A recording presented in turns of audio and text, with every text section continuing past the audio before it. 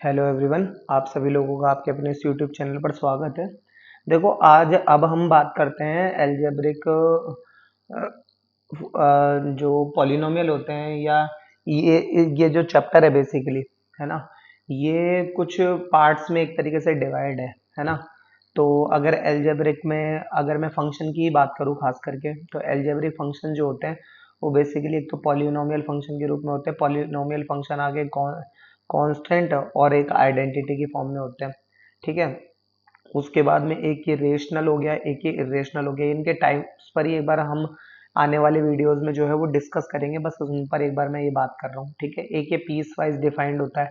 Piece wise defined में एक ये मॉड्यूलस टाइप होता है, जो कि मॉड्यूलस टाइप के बारे में मैं आपको बता दूं, ये हम लोगों ने बेसिक मैथ्स में कवर कर लिया है। तो अगर आपने बेसिक मैथ्स के जो लेक्चर नहीं देखे हैं, तो एक बार बेसिक मैथ्स को अच्छे से पढ़ लेना, ताकि आपका मॉड्यूलस फंक्शन जो है वो यहाँ पे कवर हो जाएगा, ठीक है। उसके बाद में ये सिग्नम जो है सिग्नम फंक्शन जो है ग्रेटेस्ट इंटीजर फंक्शन है।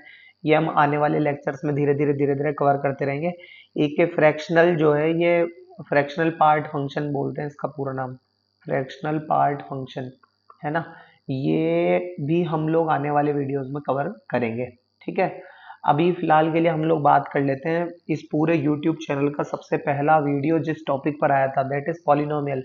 क्लास 10th में आप बहुत अच्छे तरीके से पढ़ कर आए हैं, लेकिन आई डेफिनेटली श्योर, और अगर आप पढ़ रखे हो तो बहुत ही अच्छी बात है कि जो मैं बताने जा रहा हूँ कि देखिए, किसी भी पॉलिनोमियल फंक्शन की जो है ये स्टैंडर्ड फॉर्म होती है। किसी भी पॉलिनोमियल फंक्शन की ये स्टैंडर्ड फॉर्म होती है, ठीक है ना।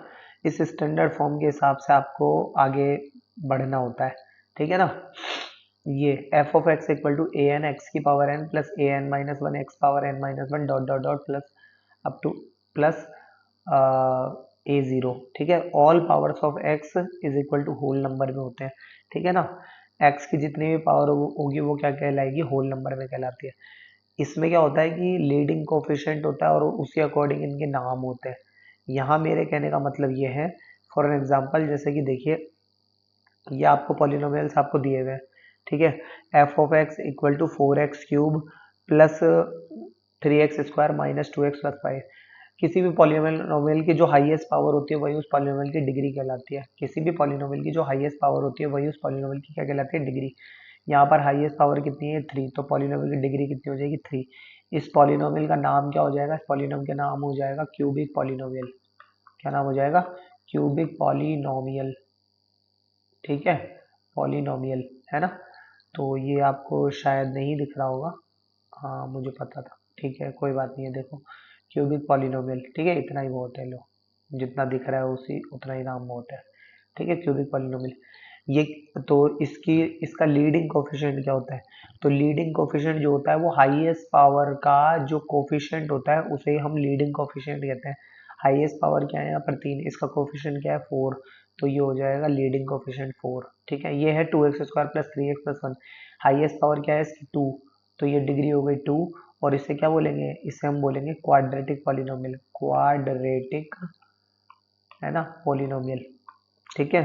अच्छा, इसमें जो हाईएस्ट पावर का जो कोफिशिएंट है वो कितना है, टू, तो ये लीडिंग कोफिशिएंट हो गया टू। इसमें जो डिग्री है वो कितनी होगी, डिग्री हाईएस्ट पावर यहाँ एक्स है तो इसकी कोई पावर नहीं है तो वन, डिग्री वन हो गई। इसे क्या कहेंगे, इसे हम बोलेंगे लीनियर पॉलिनोमियल, लीनियर, और ये पॉलिनोमियल, ठीक है ना। अच्छा, और उसके बाद में ये अगर इनकी फंक्शन की बात करें तो लीडिंग कोफिशिएंट क्या होगा इसका, इसका लीडिंग कोफिशिएंट क्या हो जाएगा हमारा, three.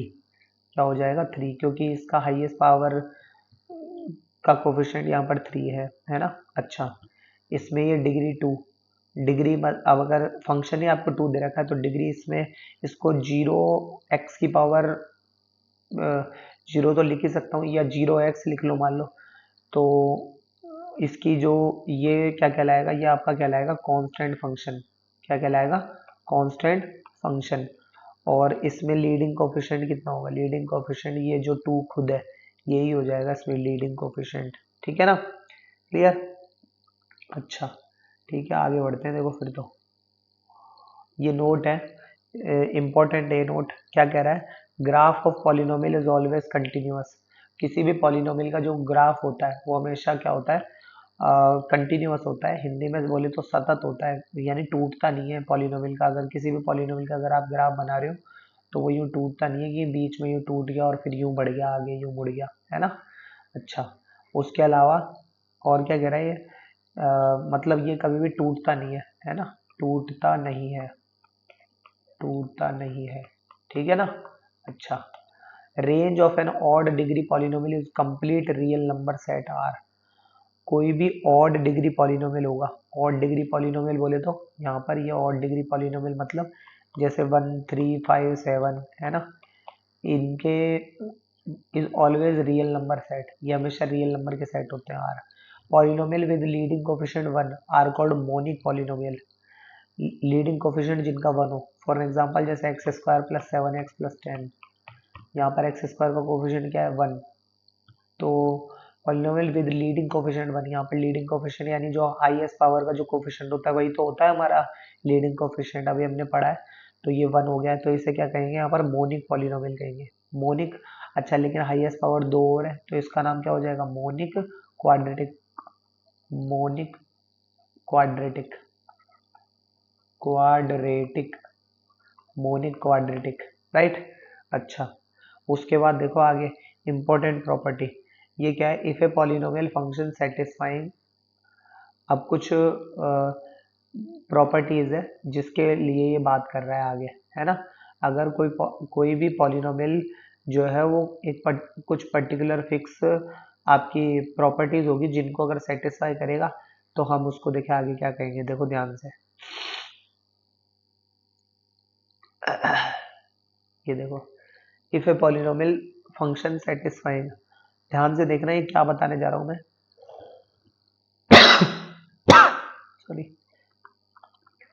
F of X dot F of 1/x अगर होता है तो उसे हम F of X plus 1/f of X लिखते हैं, एफ ऑफ 1/x, 1/f(x) नहीं, plus F of 1/x where X not equal to 0, ठीक है ना। अच्छा, जैसे कि एग्जांपल के तौर पर मतलब जब कभी होता है ऐसा, इस फॉर्म में होता है देन,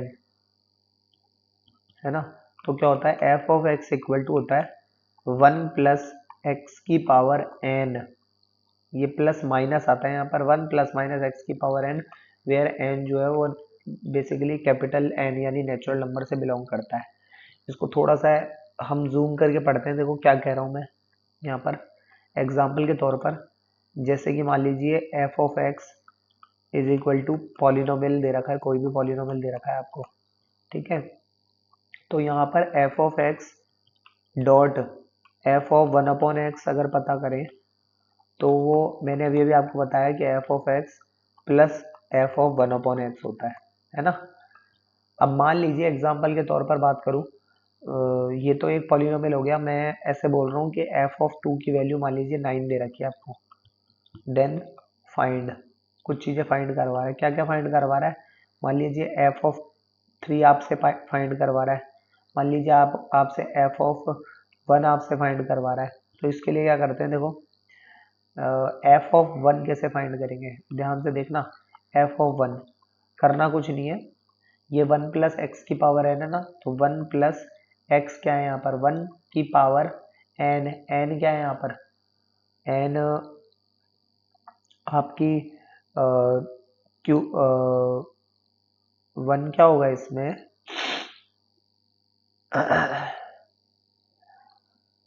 1 प्लस एक्स की पावर एन, एन कोई भी नेचुरल नंबर ले लेते हैं अपन कि इस पर वैल्यू क्या होगी, -1 प्लस एन की पावर, जैसे यहाँ पर अगर मैं बात करूँ तो यहाँ पर 2 का क्यूब से एक ज़्यादा है, ये 2 के क्यूब से एक ज़्यादा, तो ये यहाँ पर क्यूब ही होगा यहाँ पर, है ना। तो ये 1 प्लस 1 कितना हो गया, 2 हो गया, है ना। अब मान लीजिए तो एफ ऑफ 1 की वैल्यू कितनी हो गई, 2। अब जरा एफ ऑफ 3 की वैल्यू फाइंड करते हैं, तो आपको पता ही है ये तो, एफ ऑफ 3 क्या होगा, 1 प्लस 3 की पावर क्यूब, है ना। जो भी एक्स दे रखा है उसकी पावर एन, एन कहाँ से आई है, ये यहीं से ही आई है, कि ये कैसे आया होगा आप खुद सोचो ये चीज़, कि 2 का क्यूब प्लस 1 की फॉर्म में ही तो आया होगा ये, तो यानी 2 का क्यूब यानी एन इक्वल टू तो 3 हो गया ना ये, तो एन इक्वल टू यहाँ 3 फिक्स आई, 3 का क्यूब जो होता है वो कितना होता है 27 और 1 28, है ना।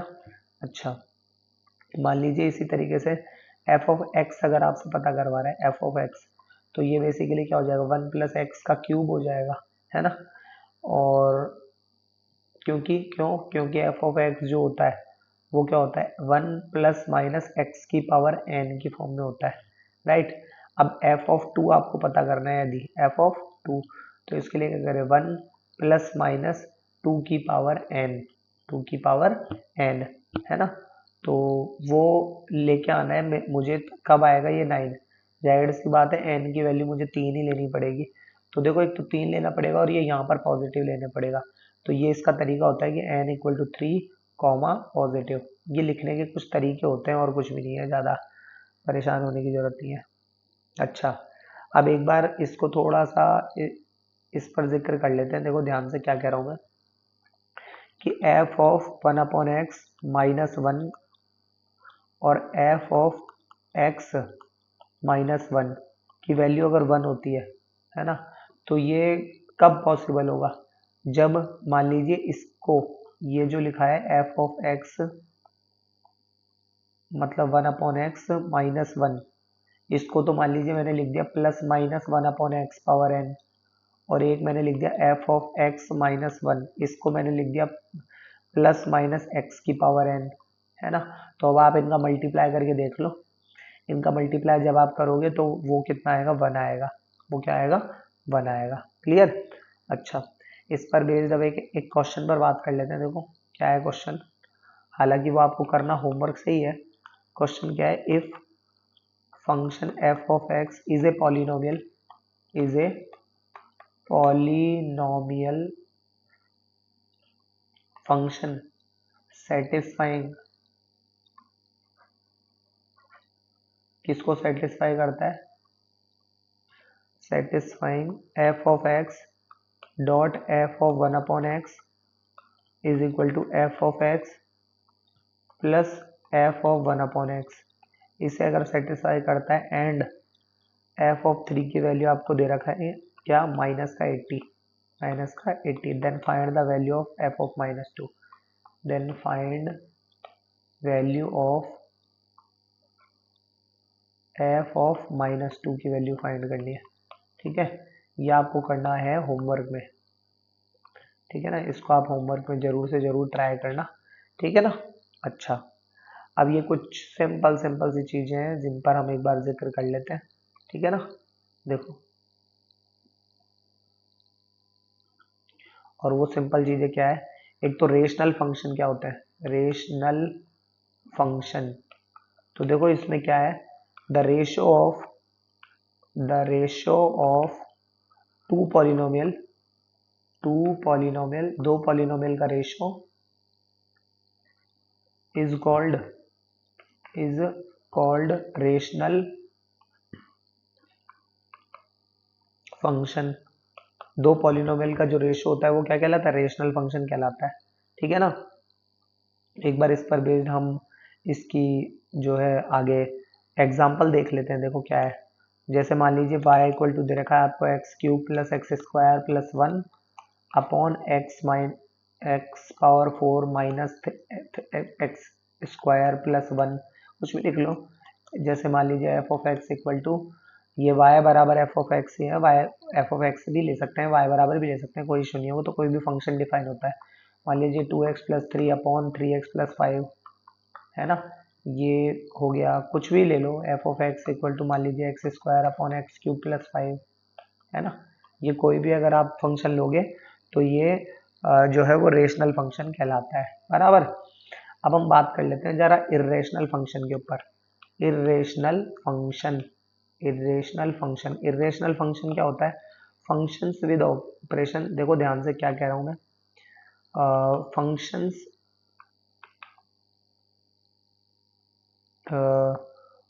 functions with operations of addition, with operation of addition, subtraction, multiplication, division and raising to power, raising to power with two power with non integral, है ना, ये देखना भी समझ में आएगा क्या है ये नॉन इंटीग्रल रेशनल एक्सपोनेंट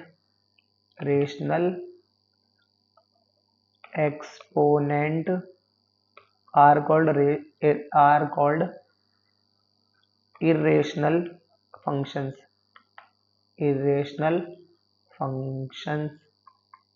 उसे क्या कहा जाता है, इरेशनल फंक्शन कहा जाता है।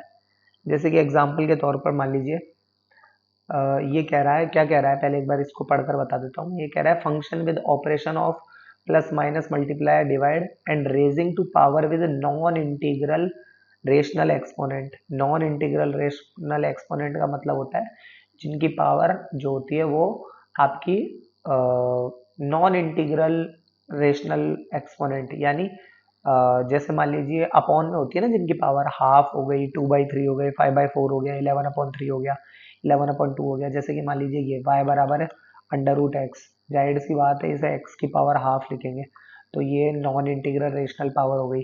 ठीक है, मान लीजिए y बराबर आपको दे रखा है √x³ + 3 माइनस √x की पावर 12 अपॉन √x² + x - 1।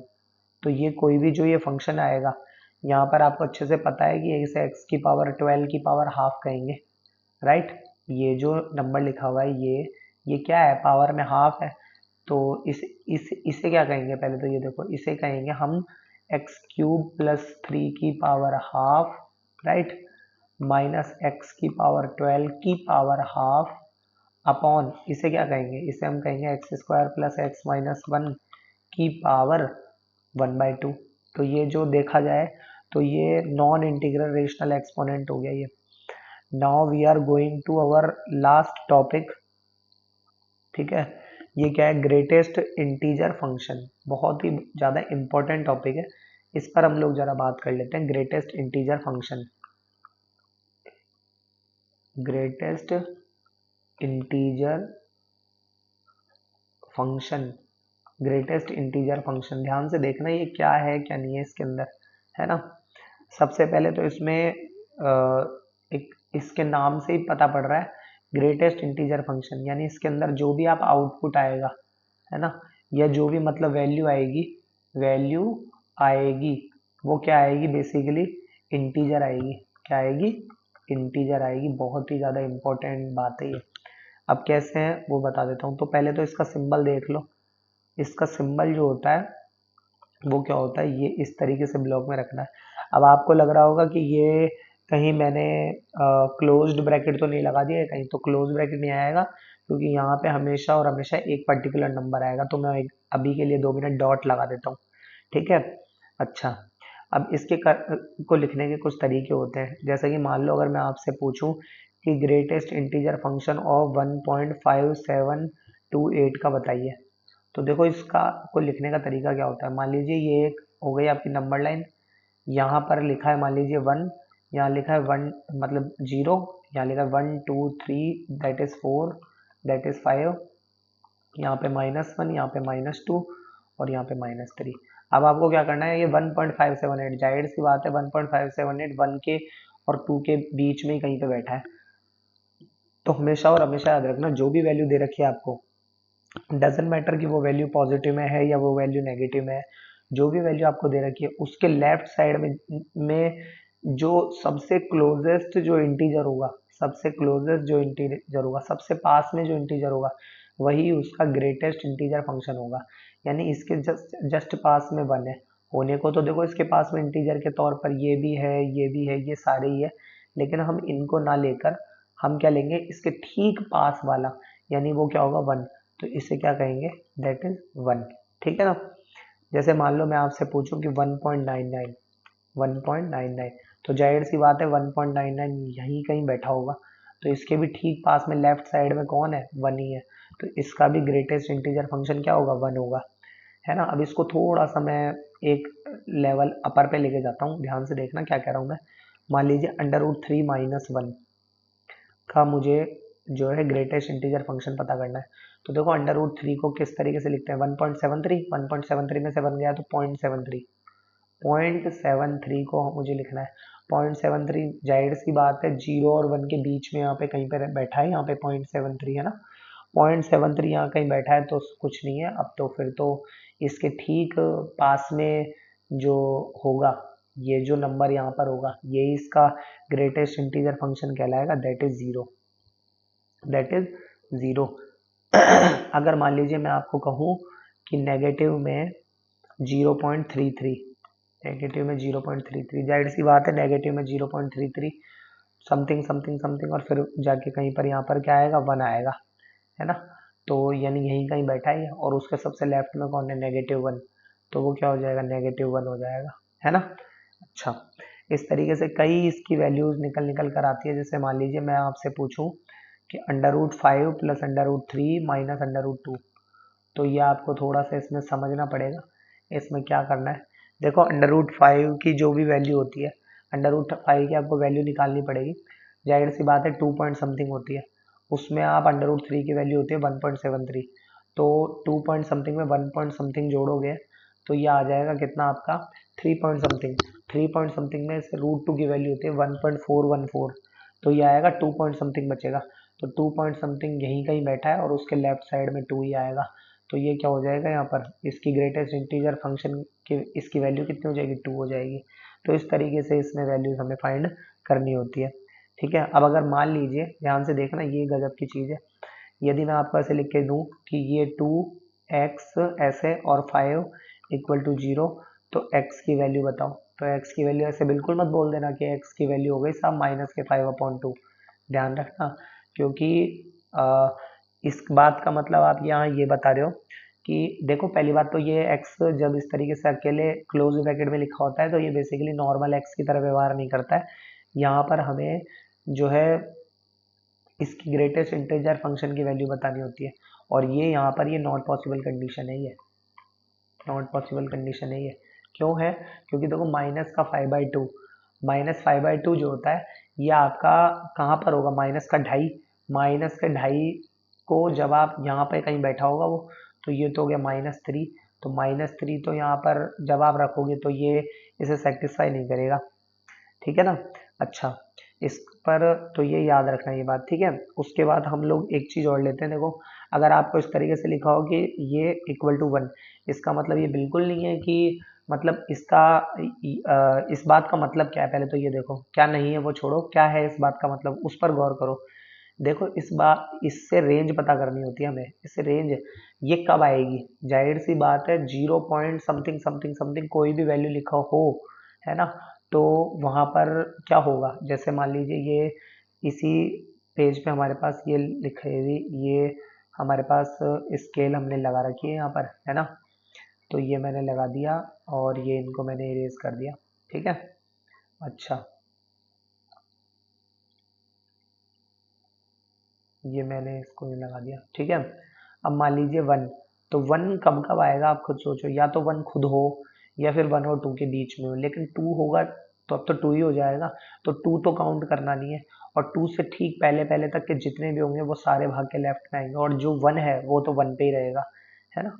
अच्छा, मान लो आपसे भी पूछ लूँ कि 1 का ग्रेटेस्ट इंटीजर फंक्शन क्या होगा, तो जाहिर सी बात है तो 1 ही होगा, है ना, इसमें तो कोई समझने वाली बात ही नहीं है ना। तो इसको किस तरीके से फाइंड करते हैं, तो देखो इसको फाइंड करने का क्या तरीका होता है, x बिलोंग्स टू, ये क्या हो जाएगा 1 क्लोज्ड वाला, क्यों, क्योंकि 1 को तो काउंट करना है, और इसमें बहुत सारे फंक्शन हो गए, बहुत सारे नंबर हो गए, और 2, अगर मैं यहाँ ये क्लोज ब्रैकेट लगा दूँ, इस बात का मतलब ये है कि मैंने 2 को भी काउंट कर लिया, लेकिन 2 को काउंट मैं नहीं करूँगा, इसलिए यहाँ पर आएगा ओपन ब्रैकेट, राइट।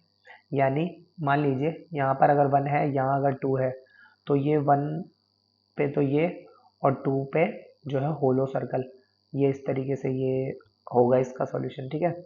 अगर मैं आपको कहूँ कि ये x और इक्वल टू -3, तो इसे कैसे फाइंड करते हैं, तो देखो इसका होगा क्या कि x बिलोंग्स टू, एक तो -3 को तो मुझे लेना ही है ना, और -3 और वहाँ से लेकर किसको, -3, तो -2, और -2 को खुद को तो ले नहीं सकता, है ना, तो ये हो गया।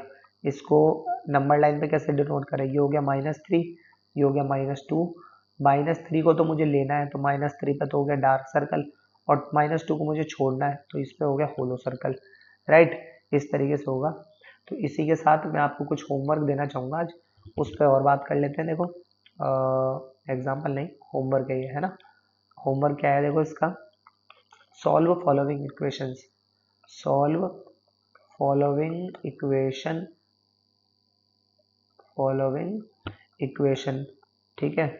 तो वो क्या है देखो ध्यान से, मोड ऑफ माइनस का x अपॉन 2 इक्वल टू, ये यहाँ पर मोड नहीं है, इसका ग्रेटेस्ट इंटीजर फंक्शन हमें पता करना है ना, ये लो, ठीक है, इक्वल टू -5, ठीक है। सेकंड क्या दे रखा है आपको, सेकंड दे रखा है 3 greatest integer of x plus 20 upon greatest integer of x -5 equals to 1, ठीक है। अच्छा, उसके अलावा थर्ड पॉइंट क्या है इसका देखो, थर्ड पॉइंट क्या है, mod of greatest integer function of x square -3x equal to 2, ठीक है ना। ये इस तरीके से होगा। तो ये आपको ट्राई करना है ये क्वेश्चन, ठीक है ना। बाकी की बात करेंगे नेक्स्ट वीडियो में, तब तक के लिए धन्यवाद।